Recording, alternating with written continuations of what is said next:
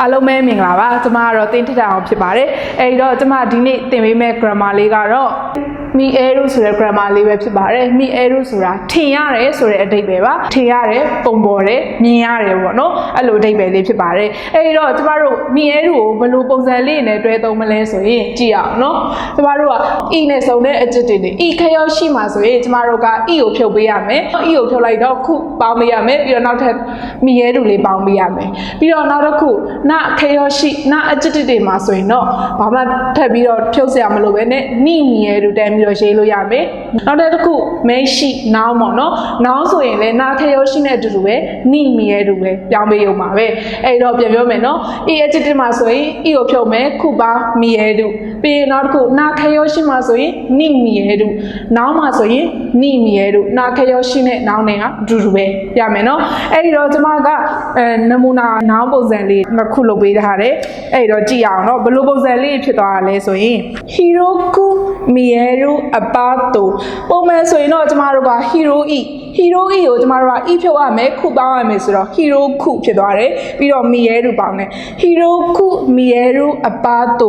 ကျယ်တယ်လို့ထင်ရတဲ့ abato တိုက်ခန်းရမယ်နော်ကျယ်တယ်လို့မြင်ရတဲ့ကျယ်တယ်လို့ထင်ရတဲ့အပါတူတိုက်ခန်းအဲ့မှာ hero e ကခုဖြစ်သွားတယ် mieru ပေါင်းတာတယ် hiroku mieru abato ရမယ်နော်နောက်ထပ်တစ်လုံးအနေနဲ့ kao ga chisaku mieru kesho မတို့က chisai ဆိုတဲ့ e ခရောရှိလေး e ခရောရှိလေးကို e ဖြုတ်ပြီးတော့ခုလေးပြောင်းထားတယ် chisaku mieru ပေါင်းထားတယ် chisaku mieru kesho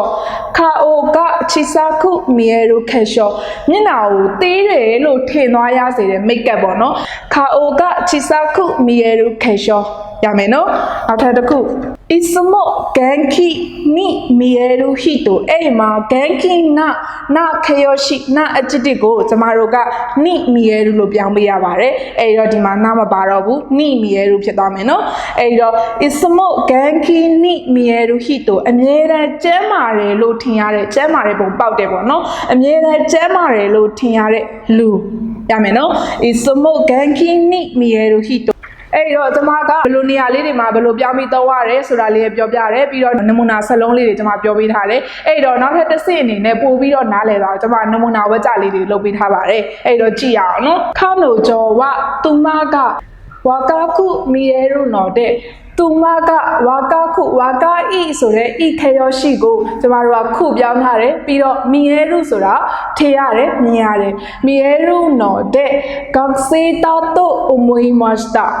ခါနိုကျော်သူမကဝါကာခုမီရဲရုနော်တဲ့ငယ်တယ်လို့ထင်ရတာကြောင့်ငယ်တယ်လို့ထင်ရတဲ့အတွက်ကြောင့်ဂက်စေတာတိုအမွေမစတာ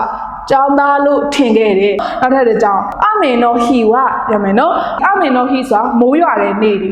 အမေနော်ဟီဝခီနိုမီဒိုရီကဥစုကုရှိခုမီရဲရုကျမတို့ဥစုကုရှိလာပါတဲ့ဆိုတဲ့ခေယောရှိ adjective လေးကိုကျမတို့က e ဖြုတ်ထားတယ်ပြီးတော့ခုလေးပေါင်းပေးထားတယ်ပြီးတော့မီရဲရုလေးလာတယ်အဲဒီတော့အမေနော်ဟီဝခီနိုမီဒိုရီကဥစုကုရှိခုမီရဲရုအမေနော်ဟီမိုးရွာတဲ့နေ့တွေမှာဆိုရင်ခီနိုမီဒိုရီတစ်ပင်ဟာအစိမ်းရောင်တွေကဥစုခုရှိခုမီရဲရုပို့ပြီးတော့လှတယ်လို့ဆူဆူပြပြလေးဖြစ်သွားတဲ့သဘောပေါ့နော်မိုးရေကြောင့်ဥစုခုရှိခုမီရဲရုပို့ပြီးတော့လှတယ်လို့မြင်ရတယ်ထင်ရတယ်မိုးရွာတဲ့နေ့တွေမှာဆိုရင်တစ်ပင်ရဲ့အစိမ်းရောင်တွေကရမယ်နော်နောက်ထပ်တစ်ခုခါနိုကျော်ဝါခေရှောနာစိတ်တဲ့ဝါကာခုမီရဲရုခါနိုကျော်သူမသည်ခေရှောနာစိတ်တဲ့ဆိုမိကရဲ့အစွဲကြောင့်မိကရဲ့အကျိုးကြောင့်ပေါ့နော်မိကရဲ့အစွဲကြောင့်ဝါကာခုမီရဲရုဝါကာဤဆိုတဲ့ဤခေယောရှိလေးကိုကျမတို့ကဤဖြုတ်ပြီးတော့ခုလေးပြောင်းပေးထားတယ်ဝါကာခုမီရဲရုရမယ်နော်အဲ့တော့ခါနိုကျော်ဝါခေရှောနာစိတ်တဲ့ဝါကာခုမီရဲရုသူမကမိကရဲ့အစွဲကြောင့်ငယ်တယ်လို့ထင်ရတယ်ရမယ်နော်နောက်တစ်ကြောက်ကြည့်ရအောင်နော်ခုချိဘဲနီကိုစကယ်ရူတို့ဂန်ခီနီမီရဲရုနှခမ်းနီကိုစိုးလိုက်မယ်ဆိုရင်ဂန်ခီနီမီရဲရုကျဲမာတဲ့ပုံပေါက်တယ်ပေါ့နော်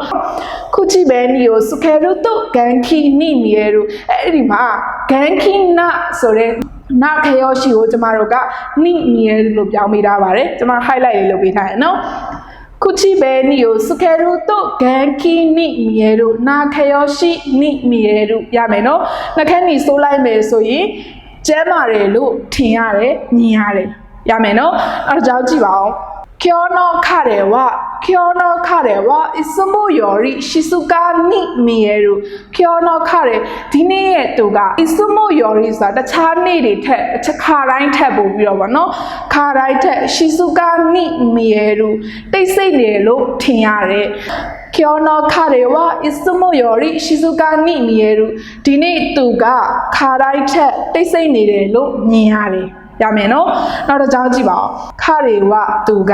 အမေရိက人に見えるအမေရိကန်လူမျိုးလို့ထင်ရတယ်ရမယ်နော်အမေရိက人ဆိုတဲ့နောင်လေးပါအမေရိက人に見えるသူကအမေရိကန်လူမျိုးလို့ထင်ရတယ်မြင်ရတယ်ရမယ်နော်ခရီဝအမေရိက人に見えるနောက်တစ်ခုနောက်ဆုံးတစ်ကြောင်းလေးကြည့်ပြီနော်スズキさんはスズキさんに優しそうな人に見える優しそうな人に見えるအဲ့ဒါじゃဘယ်လိုလဲဆိုရင်優しそうな人တစ်ခုလုံးကမရှိနောင်ပေါ့နော်ကျင်နာတဲ့ပုံပေါက်တဲ့လူလို့ထင်ရတယ်ရမယ်နော်စူဇူကီကကျင်နာတဲ့ပုံပေါက်တဲ့လူလို့ထင်ရတယ်အဲ့ဒီလိုကျမတို့ကနောင်အလေးသုံးပေးကျင်တာဖြစ်တဲ့အတွက်優しそうな人လို့ရေးပေးတာဖြစ်ပါတယ်ဒါပေမဲ့တကယ်လို့ကျမတို့ကဒီနောင်အနေနဲ့မသုံးချင်ဘူးဣခရောရှိအနေနဲ့သုံးချင်မယ်ဆိုရင်優しいဆိုတဲ့ a adjective လေးကိုဣဖြုတ်ရမယ်နော်優しく見えるလို့လည်းသုံးလို့ရပါတယ်အဲ့တော့စူဇူကီဆန်は優しそうな人に見えるကျမကတော့ဒီနေရာမှာ noun အနေနဲ့သုံးချင်တာဖြစ်တဲ့အတွက် hito လေးထည့်ပေးထားတယ်に見えるနဲ့သုံးပေးထားပါတယ်ကဲဒီလောက်ဆိုရင်တော့ဒီဝါကြလေးတွေအကုန်လုံးလည်းနားလည်မယ်ပြီးတော့ကျတော့ကျွန်မပြောင်းပုံလေးတင်ပြပါမယ်နော်ဤခရောရှိဆိုရင်ဤဖြုတ်ခုပေါင်းမြဲတို့နာခရောရှိဆိုရင်နိမြဲတို့နောက်ဆိုရင်နိမြဲတို့ဒီလောက်ဆိုရင်မြဲတို့ရဲ့အဓိပ္ပာယ်လေးတွေလည်းအကုန်လုံးနားလည်လောက်ပြီလို့ထင်ပါတယ်ကျွန်မကနမူနာစလုံးလေးတွေရောဝါကြလေးရောလုပ်ပေးသွားတဲ့အတွက်အကုန်လုံးပဲဒီ grammar လေးကိုကောင်းကောင်းနားလည်မယ်လို့ထင်ပါတယ်အားလုံးကိုကျေးဇူးတင်ပါတယ်